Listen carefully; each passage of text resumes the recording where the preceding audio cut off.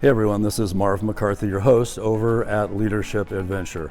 Every Thursday I release a devotional post, and today's devotional post is entitled, Don't Be a Prig.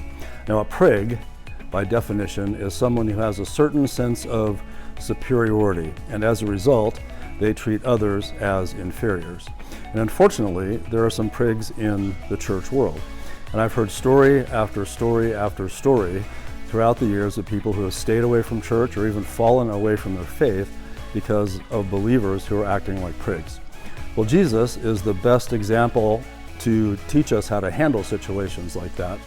In John chapter 8, verses 1 through 11, we see some priggish behavior among the Pharisees, which is not uncommon.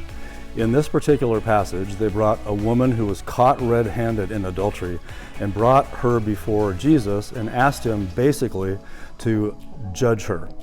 So the way Jesus handled this was pretty surprising. He actually put the Pharisees in their place and ended up forgiving the woman of her sins and sending her on her way.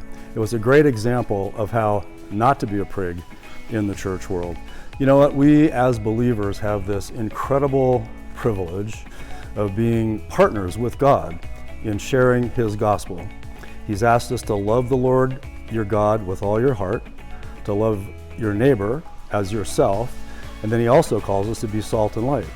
And that commission, that great commission, allows no room for priggish behavior. So this week, think about that. Let's go forth and be salt and light and be encouraging and welcome anybody to the church, anybody to the message of the gospel that Jesus brings across our path. Now, I have a full podcast episode on this particular topic on my podcast platform, which is podcast.leadership-adventure.com, and also over on my YouTube channel, which is at Leadership Adventure. Thanks for listening, and come on over to the channel. Have a great day.